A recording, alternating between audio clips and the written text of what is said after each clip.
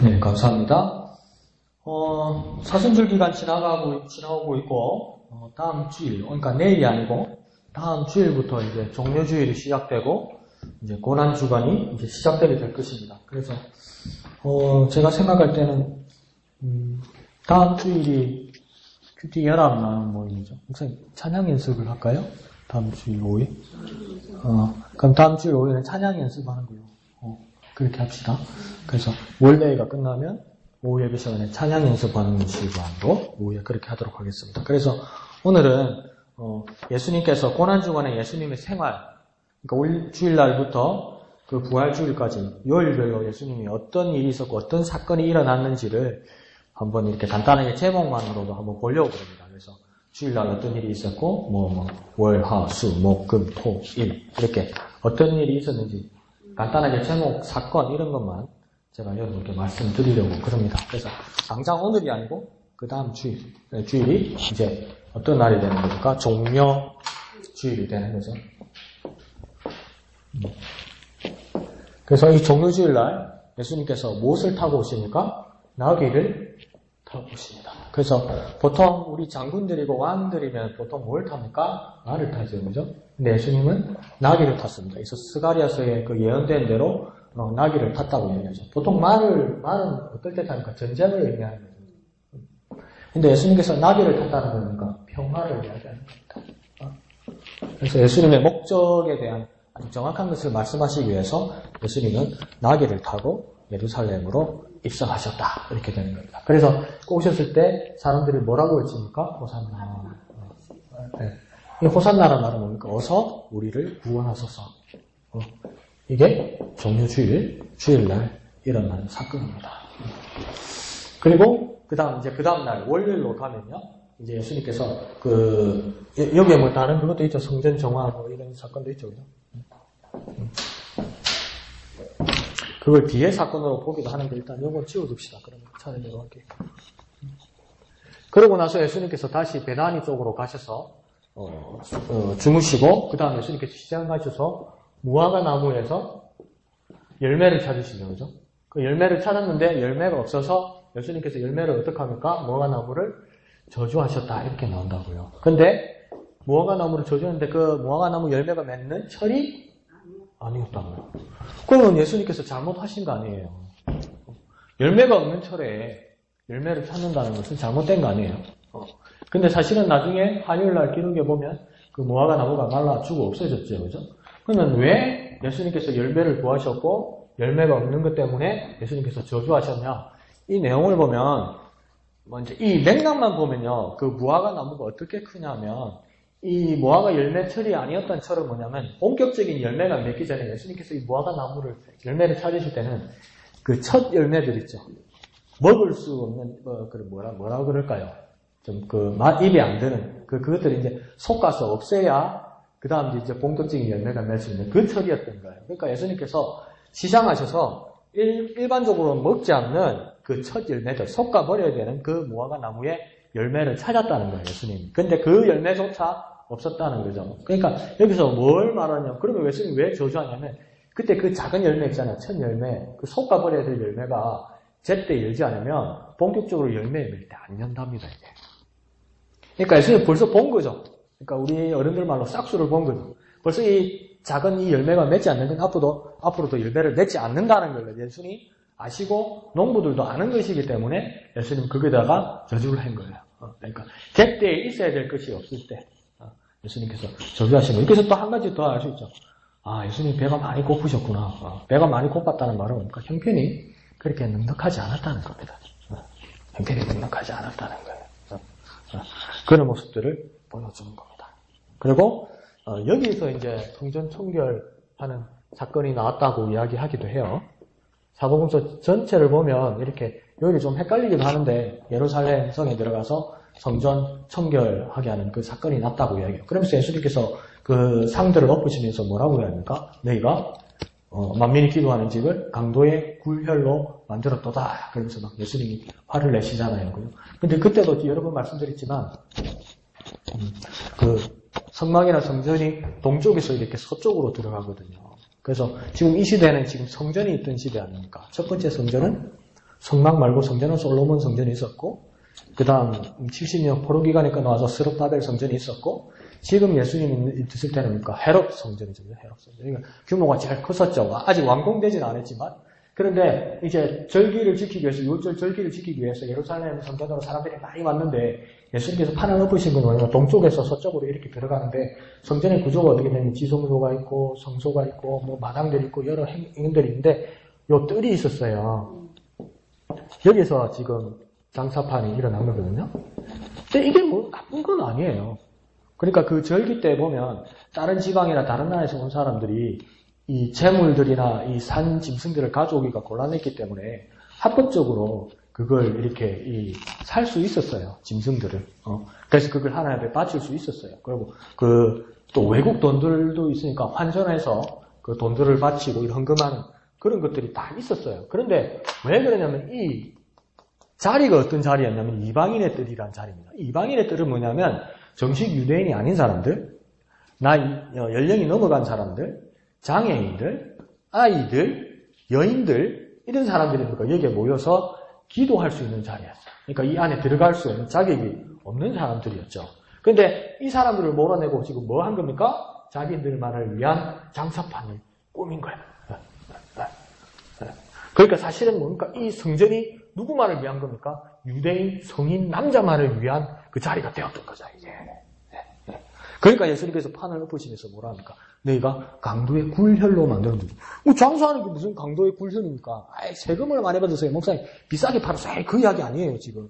기도할 수 있는 사람 자리를 뺏어서 장사판을 만들었기 때문에 기도할 수 있는 사람이 기도 못하게 했기 때문에 기도해야 되는 사람을 못하게 했기 때문에 기도하기를 원하는 이방인들과 여인들과 아이들을 기도 못하기 때문에 너희가 강도라는 거예요.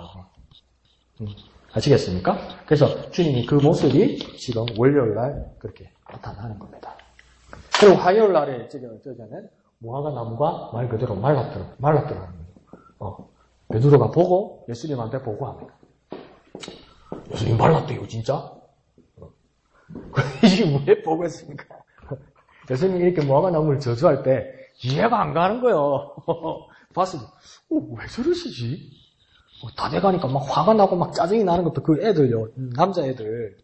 군대 갔다가 휴가 받아와가지고 첫날 잘 지나 갈 때 다 되면 괜히 엄마한테 짜증내고 그래요. 엄마가 지한테 뭐 했길래. 그러니까 예수님도 이제 막, 이 날이 다 돼가니까 예수님 짜증나가지고 괜히 너무한데 그러네. 막 이러면서, 왜 저러시지? 별 믿지 않았던 것 같아요. 근데 그 다음날 지나서 보니까 진짜 무화과 나무가 말라서 죽은 거예요. 그러니까 예수님한테, 예수님 말랐습니다! 이렇게 이야기하니까, 예수님이니까, 이제야 믿느냐고 이야기하죠. 그러니까 이 전부의 문제는 뭡니까? 믿음의 문제입니다. 믿음의 문제. 열매가 있고 없고의 문제에서도 뭡니까? 믿음의 문제죠. 믿음의 문제. 그것을 말하기 위해서 무화과 나무를 보여서 주님께서 말씀한 겁니다. 그리고 이 화요일날 제사장들과 그 바리새인들이 예수님께 질문합니다. 바리새인들과 제사장들이 예수님께 질문합니다. 이 질문 내용이 뭐냐면 무슨 권한으로 당신이 이러느냐 이렇게 이야기해요. 무슨 권한으로 이 성전을 뒤엎고 당신 마음대로 뭐 말을 하고 뭔 일이 일어날 거라고 그러고 왜 무슨 권한으로 이렇게 이야기하냐고 이제 대제사장들과 바리새인들이 공식적으로 예수님께 도전하고 질문을 해요. 그러면 무슨 권한이냐면 무슨 권한이면 우리 같은 겁니까? 막 똑같이 화가 나가지고 왜 무슨 건지 모르겠어. 하나님 아버지가 지금 권한이 예수님 이렇게 말하지 않고 그럼 내가 한 가지 너희들에게 질문하겠다. 그걸 대답하면 나도 너에게 내가 무슨 권한으로 이 일을 하는지 너에게 대답해 주겠다. 그러면서 예수님 질문이 바리새인들과 제사장들에게 질문이 뭐냐면 요한의 침례가 그러니까 침례 요한의 침례가 사람으로부터냐 하나님으로부터냐 이렇게 물어봐요. 요한의 침례가 사람으로부터냐 하나님으로부터냐. 그럼 우리는 막 당장 대답해야 될 것 같잖아요. 그럼 뭡니까? 바리새인들과 제사장은 또 머리 굴립니다.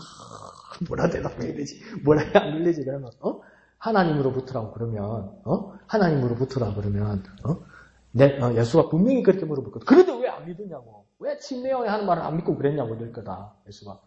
그 말은 뭡니까? 침례 요한이 예수님을 증거했잖아요. 보라 세상들을 지고 가는 하나님 어린 양으로다. 그런데 뭡니까? 침례 요한이 하나님으로부터 하면 왜 하나님으로부터 침례 요한의 말 안 믿고 지금 네가 나를 대적하느냐. 예수가 뭐 그렇게 말할 것 같기도 하고. 그러면 하나님으로부터가 아니고 침례 요한의 침례가 사람으로부터라면 또 유대인들이 어떻게 생각하면 와 맞아 죽겠다. 왜 맞아 죽습니까? 백성들은 침례 요한의 사역을 믿었으니까. 하나님으로부터 온 것을 믿었으니까. 그러니까 하나님으로부터 왔다 말해도 곤란하고 사람으로 봤다 해도 지금 자기들이 위태로운 거예요. 그러니까 뭐랍니까? 내가 대답하지 않겠다. 그렇게 예수님 그러니까 뭐랍니까? 그러니까 내가 너희들 말 안 해준다고. 그래서 그렇게 말씀하시죠. 그런 사건들이 있었던 것이 지금 화요일의 일입니다. 화요일에 또 여러 가지 일들이, 화요일에 이제 사건들이 되게 많았네요. 그래서 밑으로 내려가면서 한번 보면, 그 대제사장들이 질문을 하고, 예수님께서 이제 세 가지 경고의 비유를 하시는데, 첫 번째 비유가 뭐냐면, 두 아들의 비유가 있고요. 그 다음 두 번째 비유가 뭐냐면, 악한 농부의 비유가 있고요. 세 번째 비유가 뭐냐면, 혼인잔치. 그래서 두 아들의 비유는 뭡니까? 예수님께서 비유하시면서 두 아들이 있었는데, 첫째 아들에게 예수님께서, 주인이, 아버지가, 일터에 가서 일하라. 그러니까 큰아들이 어떻게 합니까? 예, 가겠습니다. 그리고, 가지 않았다. 그리고, 두 번째 아들은 어떻게 합니까? 일하러 가라. 그러니까 안 가겠습니다. 그런데 나중에 후회하고, 갔다.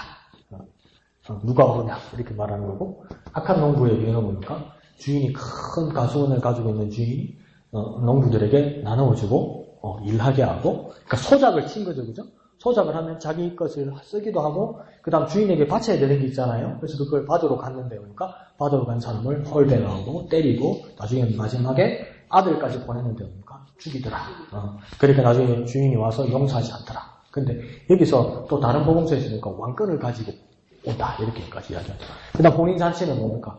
임금이 자기 아이 잔치가 있어서 사람들이 부르는데 어떡합니까? 어떤 사람은 내가 결혼했기 때문에, 내가 집을 샀기 때문에, 내가 밭을 샀기 때문에 내가 가지 못한다. 이러더라는 거예요. 그러니까 어떡합니까? 임금이 화가 나서 그 사람들 다 멸하고, 그 다음 어떡합니까? 시장에 있는 모든 사람들이 와서 오라고.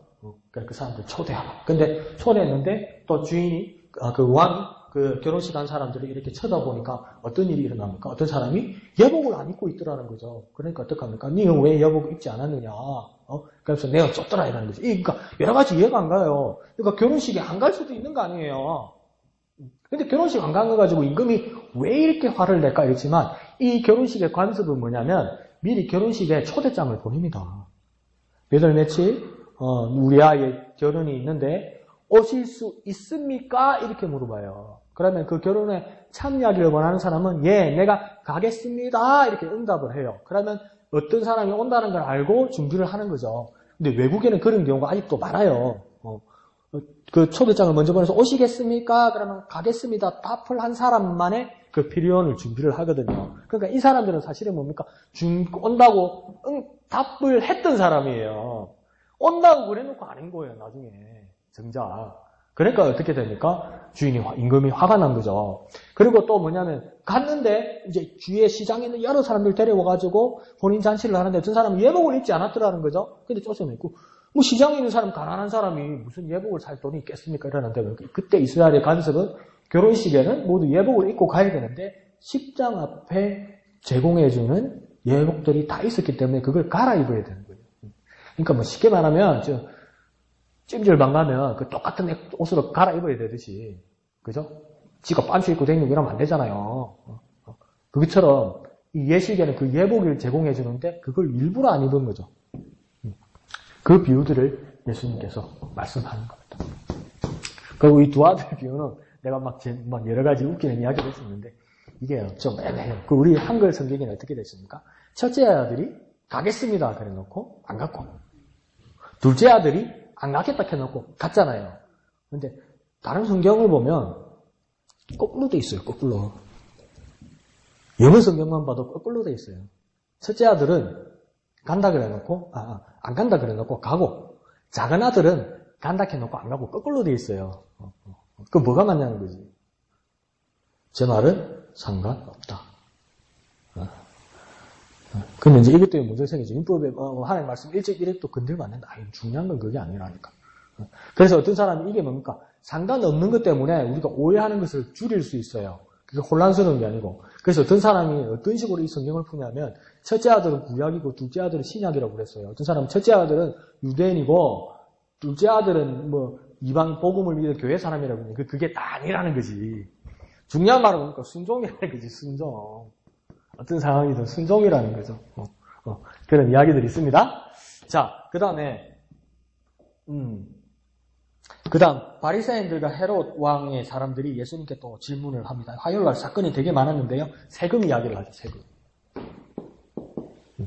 예수님 질문을 준비해요. 그래서 뭐라고 해야 합니까? 세금을 하나님께 바치는 게 맞느냐? 가이사에게 바쳐야 되느냐? 바치지 말아야 되느냐? 이렇게 물어보는 거예요. 로마 황제에게 우리가 유대인으로서 세금을 바쳐야 되느냐? 바치지 말아야 되느냐? 바쳐야 됩니까? 바치지 말아야 됩니까? 여러분 생각에는? 아니, 그러니까 여러분 생각에 지금 상황이요. 식민지 상황이에요. 만약에 식민지 상황. 우리가 일제시대예요. 일제시대에 일본 정부가 조선 사람들에게 세금을 수탈해갔어요. 그럼 그 일본에게 세금을 내야 됩니까? 안 내야 됩니까? 지금 이렇게 물어보는 거예요. 그럼 세금 내야 됩니까? 안 내야 됩니까? 안 내야 되는데 안 내면 어떻게 됩니까? 죽지요. 그럼 여러분이 그 일제시대 때 살았으면 세금 내겠습니까? 안 내겠습니까? 난 내요. 안 내면 죽는데? 억수로 곤란한 걸 물어본 거예요. 그러니까 예수님한테. 억수로 곤란한 걸 물어본 거예요. 억수로 곤란한 거. 그러니까 지금 나라에 세금 바치는 게 아니에요. 식민지 남의 나라에게 뺏기는 이 세금을 내야 되냐는 걸 물어보는 거죠. 그러니까 예수님의 대답이 가이사의 건 가이사에게, 하나님의 것은 하나님에게. 그럼 이게 내란 말입니까? 말라는 말입니까? 모르죠. 그러니까 이 사람은 이렇게 풀고요. 저 사람은 저렇게 풀어요. 근데 예수님께서 뭐라고 합니까? 동전을 가져와 봐라. 이 누구 그림이 있느냐 이러죠. 가이사의 것입니다. 그렇게 말할 때 가이사의 것은 가이사에게 바치라고 이야기해요. 이 말은 뭡니까? 몰라요. 정확하게 뭔지 몰라요, 지금. 더 쉽게 말해볼까요? 나한테 그런 거 물어보지 말라는 거예요, 예수님 지금. 중요한 건 그게 아니라는 거예요, 예수님은. 중요한 얘기가 그게 아니라니까, 이렇게 말하는 거예요, 예수님은. 아주 예수님이 지혜롭고 현명하게 대답하실 거예요, 사실은. 그 중요한 걸 우리가 잊어버리면 안 돼요. 이 두 아들의 비유에서도 그렇고, 세금 문제에서도 그렇고. 그러면 예수제는 2개 다 내라고요. 그럼 네가 무슨 돈이 있습니까? 그래서 그런 문제가 생긴다고. 사실은 그 이야기가 아니에요. 중요한 이야기는 그게 아니라니까 예수님 그렇게 말하는 거예요, 지금. 그렇게 이해해 주시면 좋겠습니다. 그리고 또 메시아에 대한 그 예수님의 질문이 나오죠. 그래, 너희가 자꾸 나를 의심해서 이렇게 물어보는 건데 메시아에 대해서 사람들이, 아니 다윗이 시편에서 뭐라고 이야기했냐? 메시아가 누구라고 이야기했냐? 그래, 먼저 그 유대인들에게 물어봐. 너희들이 자꾸 메시아 그러고 나를 메시아로 기대하다가 메시아답지 않으니까 막 나를 의심하고 그러는데 메시아가 도대체 누구냐고 이야기하는 거야. 메시아가 어떤 자냐고 이야기하는 거야. 그 아마 갑자기 뻔 물어보면 대답할 게 없는 거예요. 갑자기 메시아 근데 메시아가 뭐냐? 예수님이 예수님이 질문하는 거예요. 그러니까 유대인들이 뭐라고 합니까? 다윗의 자손입니다. 다윗의 자손입니다. 그래? 잘 걸렸다 예수님. 다윗의 자손이라고? 그래, 너희들 말 잘했다. 그래, 시편에서 다윗이 뭐라고 그러느냐? 주께서 내 주께 이르시되 너는 내 발등상에 원수가 있기 전에 내 옆에 앉아 있으라 이렇게 말하였다 이러잖아요. 자, 요거 한번 잘 이해해 보십시오.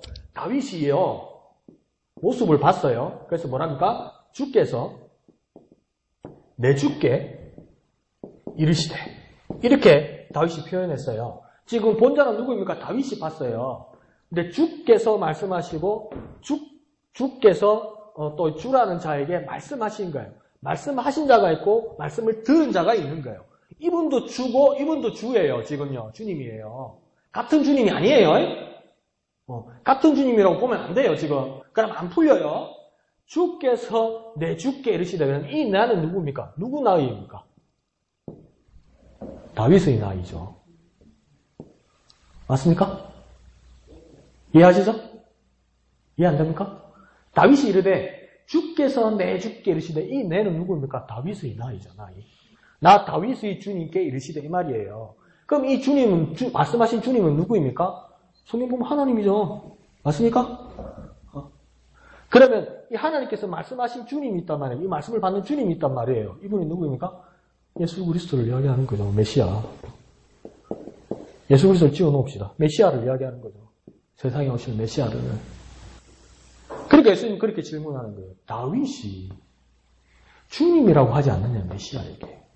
후대에 오는데 메시아라고 하지 않느냐, 이렇게 물어보는 거예요. 다윗의 자손이라 그래서 다윗의 새끼가 아니라 다윗의 계보를 통해서 오는 그 주님은 뭡니까? 이미 다윗 전에 계셨다는 겁니다. 다윗 전에 주님으로 계셨다고 지금 이야기하는 거예요. 이해합니까? 어느 정도만 이해하면 돼요. 어떻게 다 알아요? 이해하시죠? 그죠? 그래서 다윗이 상황을 보았는데, 하나님께서 나 다윗의 주님께, 나 다윗의 메시아께 이르시되 이렇게 말했다는 거예요. 다윗의 후손이라면서, 메시아가 다윗의 후손이라면서, 그러면 다윗의 손주냐? 아니라는 거죠. 다윗은 이미 보았다는 거예요. 메시아가 이미 계신 메시아를 보았다는 거예요. 그가 누구입니까? 예수 그리스도를 이야기합니다. 나 예수 그리스도는 뭐예요? 이전에 있었다는 거지. 영원 전에 있었다는 거죠. 그 이야기를 하는 거예요. 이해하십니까? 그걸 예수님께서 지금 말씀하고 있는 겁니다. 그리고 예수님께서 이제 사흘날 서기관과 바리새인들을 책망하십니다. 뭐라고 합니까? 긴 옷 입고 문안받고 상석에 앉는 것을 삼가라. 바리새인들처럼 서기관들처럼 그렇게 하지 마라.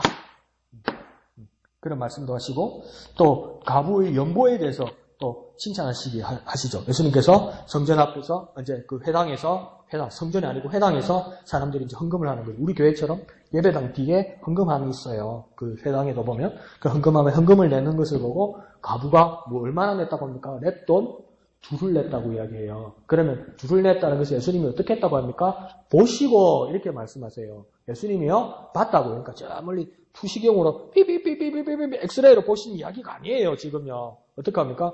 예수님이 헌금함에 딱 서가지고 얼마 내는지 봤다는 거예요. 그러니까 우리가 작은 돈이라서 부끄러워가지고 이렇게 넣을 때 이러는 게 무슨 보자 손패봐라 이거 봤다는 거예요.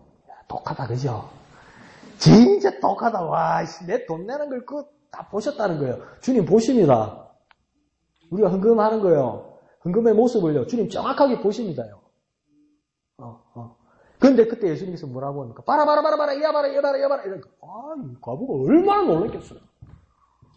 와, 내 작게 냈다고 예수님 뭐라 그러는가 보다 이랬을 거 아니에요. 근데 예수님 뭐랍니까? 이 자가 여기서 가장 많이 냈다. 왜? 자기의 전부를 넣었기 때문이다. 근데 주례돈의 단위가 어떻게 되냐면요. 계산을 해보니까 계산이 안 나올 정도로 정말 작은 돈이에요. 그러니까 왜냐면 하루 품삯에 몇십 분의 1이에요. 이게 몇십 분의 1. 그러니까 요즘으로 따지면 이게 알바몬 보니까 시급이 5,850원? 한 시간에? 한 시간에 5,850원? 그보다 더 작은 돈이에요. 몇십 분의 1이니까. 그러니까 몇천 원 안 되는 거예요. 그러니까 그 당시에 식민지를 살고 남편 없이 아이를 키우는 사람들이 살기 정말 힘들었던 거예요. 근데 살기 정말 힘들으니까 하루 먹을 만치 돈도 없는 거예요. 그 당시에 정말 살기 힘들었던 거예요. 근데 그 살기 힘든 돈, 그걸 가지고 어떻게 합니까? 헌금함에 넣었다는 거죠. 하나님 앞에 바쳤다는 거죠. 이거 보통 믿음 아닙니다, 이거요. 우리 같은 경우는 내가 먹고 내가 살아야 하나님 믿는 거지 뭐지. 내 먹고 나서 하나님 믿는 거지 뭐지. 내가 근데 하나님 좋아하고 있는 일이 될 거 아니에요. 근데 하나님 그 가부는 그걸 넣었다는 거죠. 근데 그 액수는 실질적으로 아주 작은 돈이었다는 거예요. 그 형편은 정말 힘들었고 그 힘든 형편을 예수님께서 다 받아주셨다. 그러니까 우리가요 힘들어서 예수 못 믿겠다. 그렇게 말할 수 있어요. 살기 힘들어서 예수 못 믿겠다. 그 말 할 수 있어요. 그런데요 이 과부 앞에서 말 못해요. 안 그래요? 더 예의 있는 말이 없을까? 과부 말고. 하여튼 이 아주머니 이 여인 앞에서 예수 믿기 힘들다고 말할 수가 없어요. 우리끼리는 할 수 있는데 이 여인 앞에서 이 말씀 앞에서는 말할 수 없어요. 말 못해요. 그 상황이 지금 나타나는 겁니다. 그러면서 이제 그 화요일에 유대인들이 예수님을 배척하고 그 다음 예루살렘 멸망과 말세를 예언합니다. 그러니까 유대인들이 이 마지막 때도 예루살렘에 들어오신 예수님을 보고 막 배척하니까 예수님께서 어떻게 하냐면 예루살렘을 보고 막 묵시면서 큰 소리로 예수님께서 외치십니다. 뭐랍니까? 예루살렘아 선지자와 많은 사람들의 피를 삼킨 예루살렘아 막 이렇게 울어요. 예수님. 그러면서 암탉이 지 새끼를 보듬으려고 날개를 펼쳤는지 몇 번이더냐. 예수님 그렇게 울으세요. 그렇게 막 그 애통해하는 마음이 있어요. 복음을 전하고요. 하나님 말씀을 전할 때는 애통해하는 마음이 있어야 돼요. 생명에 대해서 애통해하는 마음이 있어야 되는 거예요. 없으면요 그 마음을 달라고 기도해야죠. 정말 애통해하는 마음, 애가 타는 마음, 속 상한 마음. 그래서 어떻게라도 어떻게 해줘야 되겠다는 그런 마음. 그런 마음이 내가 막 불일 듯 일게 해달라고, 예수님처럼 일게 해달라고 그렇게 기도할 수 있는 저와 여러분 되기를 부탁드립니다. 자, 수요일은요, 특별한 일이 없었어요. 성경에 기록된 일이 없습니다. 그래서, 밤마다 베다니에 가셔서 거기서 기도하지 않으셨을까? 수요일은. 그래서 수요일은 특별한 일이 없고, 목요일날 드디어 어떻게 합니까? 제후에 만찬이 이제 일어나는 거죠. 다락방에 가셔서, 렌트한 다락방에 가셔서, 이제 제자들과 이 만찬을 나누는데, 이게 어떤 상황이냐면, 유대인들이 그 3대 명절 중에 특별히 6월절 같은 경우에는 많은 사람들이 막 그 예루살렘 인구의 10배 정도의 그 인구들이 이렇게 막 모여요. 하나님의 절기를 지키기 위해서. 그러니까 막 우리나라로 치면 만약에 서울이 예루살렘이라면, 서울이 예루살렘이란 말 안 했습니다. 서울이 예루살렘이라면, 내가 이만희 같은 사람 아니에요. 서울이 예루살렘이라면, 만약에 그 절기를 지킨다면, 그러니까 지금 이 각도뿐만 아니라 일본, 중국, 러시아, 막 이런 데서 막 오는 거예요. 그래서 막 다 모이는 거예요, 다 모여. 그러면 이 절기를 지키기 위해서 오긴 왔는데, 그게 호텔이 있어 보니, 여관이 있어 보니, 얼마나 있겠습니까, 이게. 그 수용을 못 하는 거예요. 자리가 없는 거예요, 자리가 없는 거예요. 그러니까 지금 중국인들 명절에 서울에 이렇게 막 놀러 와도 그 호텔 못 쉬라고 그러잖아요. 그 정도인데 그 당시에 그게 있겠습니까? 그러니까 그때 이스라엘 사람들의 풍습이 뭐냐면, 그 율법에도 그렇잖아요. 나은 애들을 홀대하지 말라고 그랬잖아요. 무상으로 제공해줘야 됩니다. 필요하면 방도 내주고, 필요하면 먹을 것도 내줘야 돼요. 그러니까 예수님이 나귀를 쉽게 타고 올 수 있었던 거예요. 그 나귀 타고 와서 버리면 안 돼요. 도로 갖다 줘야 돼요, 잘. 그처럼 지금 뭡니까? 유월절을 지킬 자리를 찾아라고 예수님 그러잖아요. 그게 뭡니까? 그때 예루살렘 사람들은 유월절을 지키기 위해서, 만찬을 지키기 위해서 그렇게 하면 자리 여유가 있고 집이라도 내줘야 됩니다. 그게 풍습이었어요, 풍습. 그래서 그걸 내주는 거죠. 그래서 예수님께서 이 제자들과 함께 그 만찬을 이제 지내시는 거죠. 그게 목요일 밤입니다. 그래서 예수님께서 뭐라 합니까? 내가 이 유월절을 너희들과 지키기를 내가 얼마나 원했는지 모른다. 예수님 그렇게 말씀하시죠.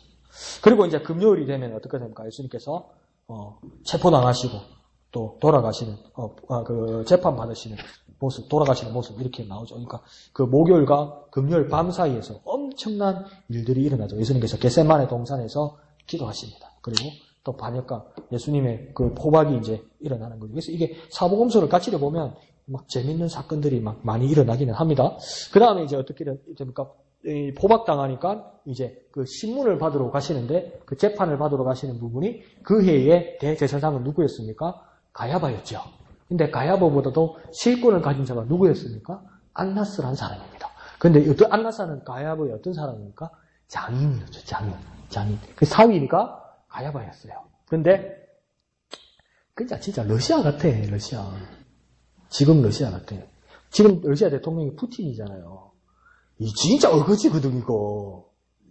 이게 어떻게 됐냐면, 그 푸틴 앞에 대통령이 보리스 옐친이었잖아요. 옐친이 중간에 그 병으로 죽어요. 그러니까 그때 그 뒤를 이어서 이제 보궐로 푸틴이 된 거죠. 그리고 푸틴이 또다시 이제 정식 출마를 하는 거죠. 그래서 러시아는 미국처럼 2번 출마할 수 있어요. 대통령을 2번 할 수 있어요. 그러니까 2번 출마를 해가지고 푸틴이 다 했어요. 그러면 3번 한 거예요, 사실은. 옐친 남은 가고 그랬다. 3번을 했어요. 그러면 이제 자기는 이제 대통령 인생은 끝난 거잖아요. 그 법도 딱 러시아 법이 그래 돼 있는 거잖아요. 그러니까 더 하고 싶은 거야. 근데 더 하다 잘못하면 죽거든. 우리나라처럼 막 유신했다가 큰일 나거든, 잘못하면. 총 맞아 죽을 수 있잖아요. 그러니까 어떡합니까? 지 밑에 있던 부통령을 대통령으로 출마를 시키는 거예요. 그리고 푸틴은 어떡합니까? 부통령으로 가 있는 거예요. 잠시. 그런데 사실은 러시아는 누구를 통해서 돌아갑니까? 부통령 푸틴에 의해서 돌아가는 거예요. 얘는 허수아비예요. 그리고 이 한 임기가 끝나는 게 됩니까? 푸틴이 다시 출마하는 거예요. 법적으로 아무 하자가 없는 거예요. 또 대통령하고 있어요, 지금. 근데 지금 그때 예수님 당시에 대제사장들이 그런 짓을 하고 있었던 거예요, 이게. 어떡하면 지가 하고, 어떡합니까? 그 다음에 다 돼가니까. 사위한테 물려주는 거예요. 사위한테 물려주놓고, 사위 제사장은 허수아비를 해놓고, 장인이 안나스가 말대로 하는 거예요. 그러니까 아직 구체적인 재판이 누구한테서 일어난 겁니까? 가야바가 아니고요. 안나스입니다. 안나스. 그러니까 이게 공식 재판이 되는 겁니까? 안 되는 겁니까? 공식 재판이 안 돼요, 이게요. 공식 재판이 아니에요. 무슨 우리나라의 대법원장 장인이 재판할 수 있습니까? 세상에 그런 게 어디 있습니까? 세상에 그런 게. 세상에 그런 게 어디 있어요.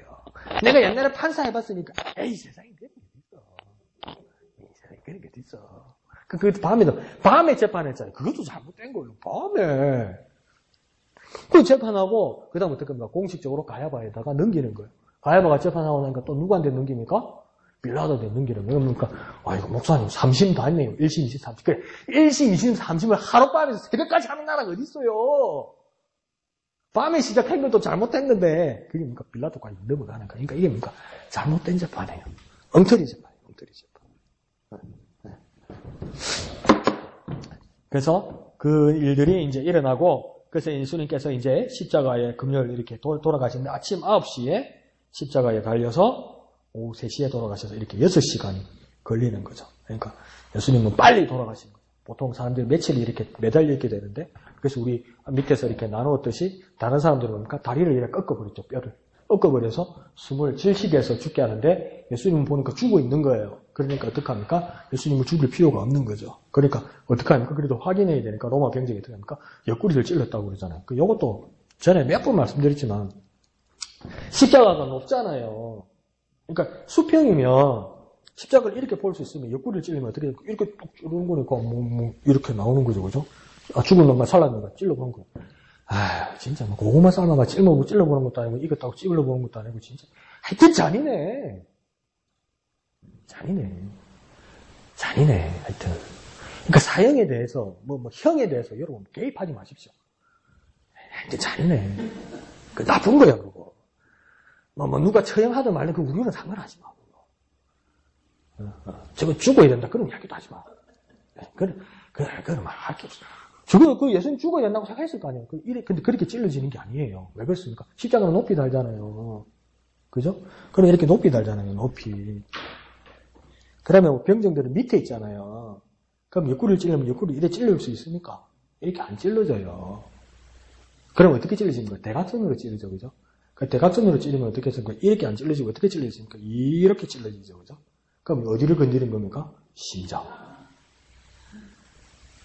그러니까 이렇게 찔러서 이렇게 나온 거예요. 그러니까 어떻게 됩니까?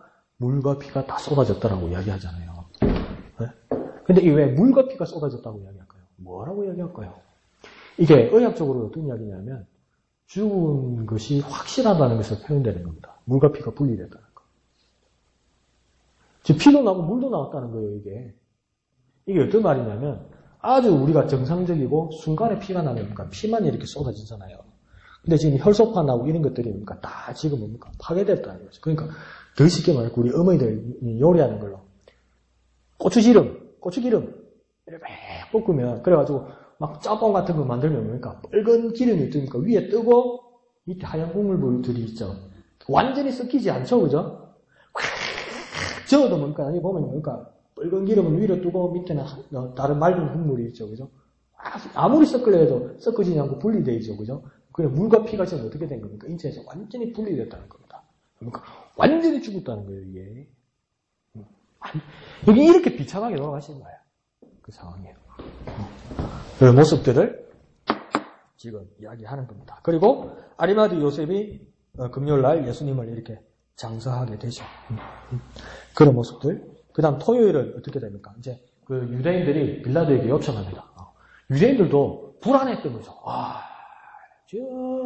살면서 자꾸 예수가 한 말이 있는데 내 난다이, 내 또 다시 산다이, 내 다시 산다이 이랬는데 제가 내 훌떡을 막 빼돌리고 일하는 거 아닌가 이런 생각이 들었던 거죠. 그러니까 어떡합니까? 빌라도에게 전에부터 예수란 자 그렇게 이야기했습니다. 다시 살아날 거라고.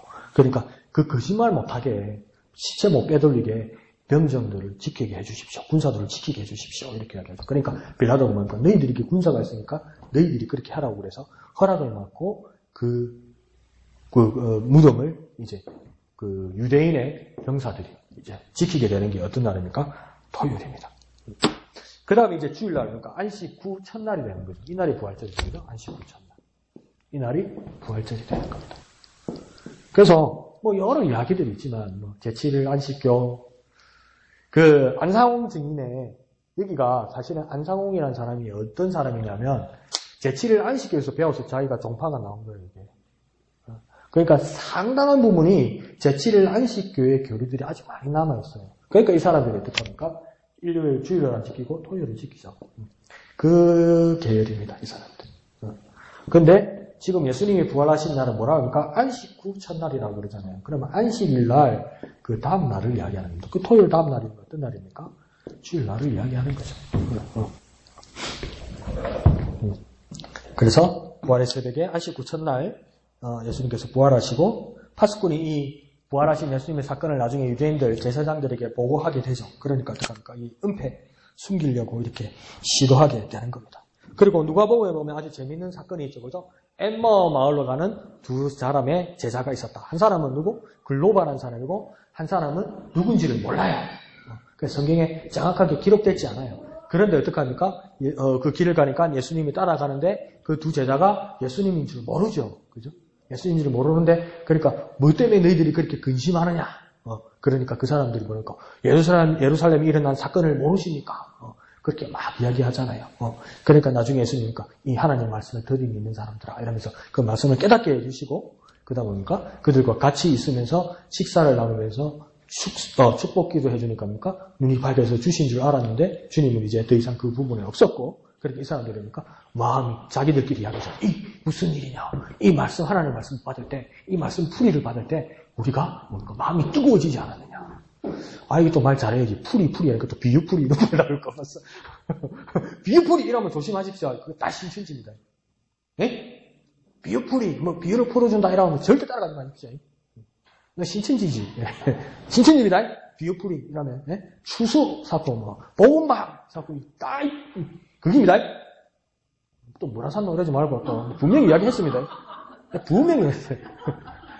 그러니까 이 풀어주더라. 이 마음이 뜨겁지 않았더냐 이러면서 뭡니까? 그러면 엠마로 가지 말고 예루살렘으로 돌아가자. 그러니까 막 보니까 막 예수님 살았다고 난리가 난 거예요. 그 사건은 이제 누가복음에 특별하게 기록되어 있고 그다음에 도마와 다른 제자들에게도 예수님 나타나죠. 그러니까 도마는 어디에 가고 뭘 하고 있었는지 예수님 처음에 부활하실 제자를 만났을 때 도마는 없었다는 거예요. 그러니까 또 뒤에 와가지고 뭐랍니까? 그렇나? 왜 그렇지? 뭐 이 정도면 모르겠는데 뭡니까? 거짓말 하지 마! 그러는 거예요. 도마가. 나는 만지보고 넣어보지 않으면 나는 주님 부활하는 거 믿지 않겠다 이런 거예요. 그럼 제자들도 불안하죠. 그죠? 예수님 문제 다시 올지 어떻게 알아요? 예수님 며칠 있다가 오신 거예요. 그러니까 예수님 뭐라니까 도마 니 이리 와봐. 니 이리 와. 내가 니 말한 거 알아. 이리 와봐. 얼마나 납득했겠어 이게. 안 믿는다고 호언장담했잖아요. 만져보고 믿겠다는 말은 뭡니까? 부활 안 했다고 믿는 거거든요. 도마는. 부활 안 했다고 믿는 거니까 예수님. 앉아서 너 이리 와봐. 여기서 뭐니까? 만져봐. 나중에 뭐니까 예수님. 난임군까지 올라가. 자. 넣어봐. 그 베드로도 가면서 예수님 이게 그랬어요. 이게 자꾸 이럴 거 아니에요. 넣어봐. 근데 그 도마가 뭐라고 그러니까 항마 이런 말 없습니다. 성경에. 그러니까 예수님 뭐라고 그러니까 도마가 뭐랍니까? 나의 주시여 나의 하나님이십니다. 예수님을 뭐라 불렀습니까? 도마가 하나님이십니다. 또 아닌데 맞네. 그런 이야기 하지 말라니까. 뭐 하나님의 아들이지 하나님. 아이고 그냥 도마 그냥 대놓고 이야기하잖아요. 만약에 예수님이 하나님이 아니면 나의 주시여 나의 하나님이시다 이럴 때 예수님 한마디로 하면 니 아직도 정신 못 차린다 이러면 되잖아요. 예수님. 근데 거기에 대해서 부정하지 않잖아요. 예수님. 그 말은 뭡니까? 맞다는 이야기잖아요. 이런 여러 일들이 일어났는데 그럼 베드로는 정말 이 연구 대상입니다. 이 성격이. 연구 대상입니다. 우리는 그런 거 한번 봤으면 절대 안 변할 것 같잖아요. 그러니까 그 베드로를 보면서 우리 자신을 알 수 있어요. 우리는 많은 사람들 저는도 그렇지만 뭐라고 이야기합니까? 내가 단 한 번이라도 환상으로라도 하나님 얼굴이나 예수님 얼굴을 만나면 나 절대 예수님 배신하지 않고 내 믿음 포기하지 않고 믿을 것 같잖아요. 안 그래요. 베드로 보세요. 봤잖아요. 만져봤잖아요. 다 봤잖아요. 무덤 가서 확인까지 다 하고 부활하신 주님 봤잖아요. 그럼 예수님께서 뭐라고 해야 합니까? 에이, 내 부활했다, 모르겠다, 내가 알아서 살았다. 이런 말도 안 하셨어요. 뭡니까? 모든 민족이 와서 제사 삼고, 이제 침례하고, 복음을 증가하라 이랬잖아요. 근데 뭐랍니까? 나 고기 잡으러 갈란다. 이러는 거야, 이게. 나는 옛날 일하러 갈란다. 내 입에 풀칠을 해야지. 그게 중요하지, 나 갈란다. 이러니까. 이 바람잡이잖아. 그러면 보통 우리가 각자의 있던 믿음이 있는 사람이 뭐 걸어 임마 니는 걸어 나는 못 간다 난 예수님 말씀 따라야 되겠다 이래야 되잖아요. 그런데 뭡니까 7명이 나도 하면서 다 따라가는 거예요. 이게 뭐냐고 이게. 근데 우리 모습이 그렇다는 거예요. 베드로가 예수님과 3년 동안 생활하면서 부활하신 예수님까지 하긴 했는데도, 그러니까 자기 살 길 찾아가요. 그런데 우리는 하물며 우리 어떻게 했습니까? 예수님 받아요. 그 다음 날 배고프면 다 바뀌어요, 우리는. 그러니까 보는 게 중요한 게 아니라, 그러니까 도마한테 뭐라는가? 그러니까 보지 않고 믿는 자가 더 복되다고 이야기하는 거예요. 보지 않고 믿는 자가 복되다면 네 심지에, 네 마음에, 네 영혼에 주님이 계시다는 거 확신하는 자지. 그걸 눈으로 보는 걸로 증명할 수 있냐는 거죠. 근데 뭔가 베드로 가잖아요. 고지. 우리가 그런 거예요. 그러니까 또 뭡니까? 물고기 잡으러 가서 예수님, 안 뭐라 그러잖아요. 그러니까 내가 새벽에도 금요일도 말했지만 뭡니까? 아무리 내가 하나님 앞에 잘못했고, 아무리 내 생활이 엉망진창이고, 뭐 잘못되고 다른 길로 가고 막 방황하더라도 언제든 우리는 주님 앞에 돌아올 수 있습니다. 그럼 뭡니까? 밤새 물고기 잡으러 갔잖아요. 한 마리도 못 잡았네? 그 바람잡이가 데리고 왔으면 고기라도 많이 잡게 해줘야 되잖아요. 바람잡이가. 엉터리 바람잡이라. 그러니까 나머지 7명이 그렇게 고생하는 거예요. 근데 성경에 뭐라고 했습니까? 육지에서 주님은 언제부터인지 다 보고 있는 거예요. 근데 이것들이 물고기 잡는다고 정신이 없어서 그게 예수님인지도 모르는 거예요. 그러니까 예수님이 뭐랄까? 밤새 물고기 잡은 게 있느냐? 아니요. 그러니까 예수님이 뭐랍니까? 오른쪽에다가 던져라. 업으면요, 그 말 안 들어요. 밤새 그물을 던졌잖아요. 못 잡았잖아요.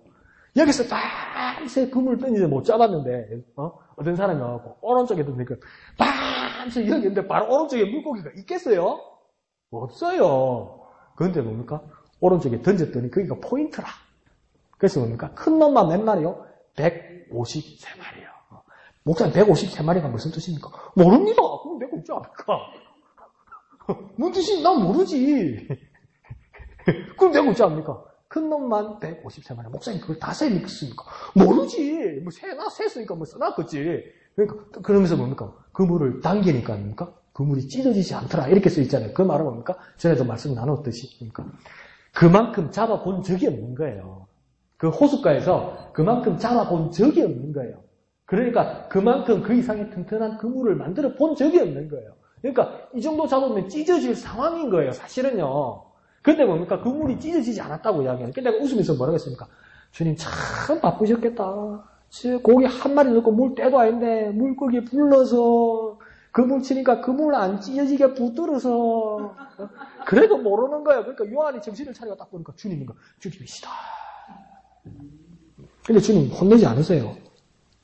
그러면서 뭡니까? 턱 가니까 불도 지펴놓고 떡도 구워놓고 물고기도 잡아놓고 그래갖고 예수님이 딱 정량을 맞춰놨는데 이 아들이 밤새 고생한 것 같으니까 물고기 더 가져오라.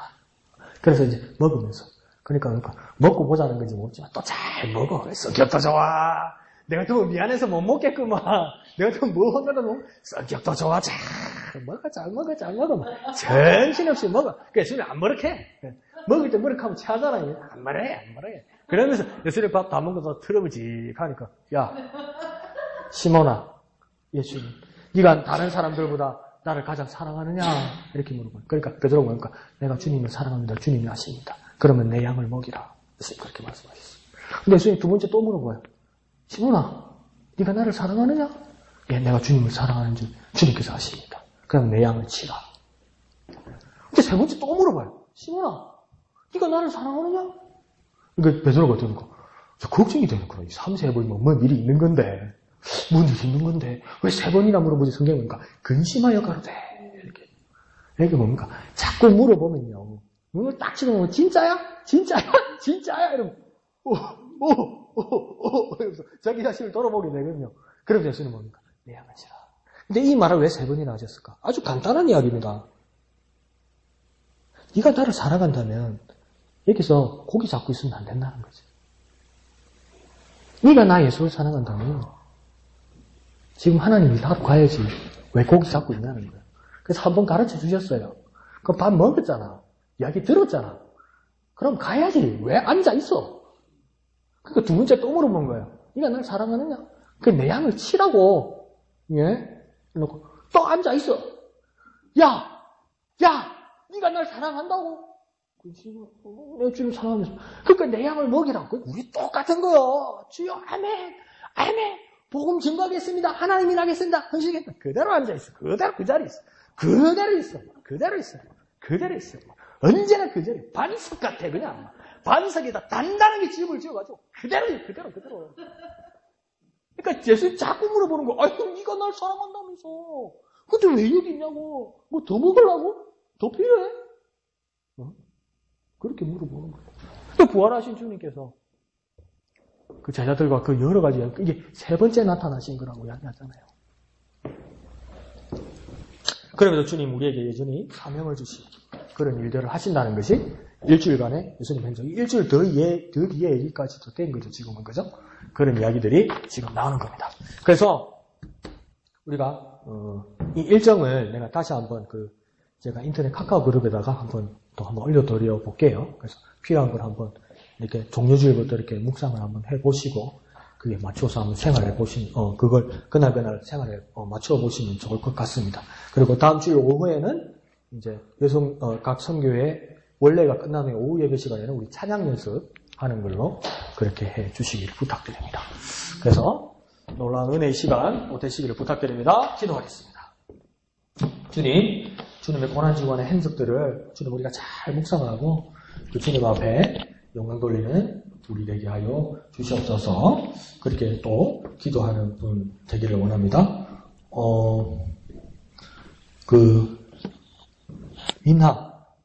민나 외할아버지?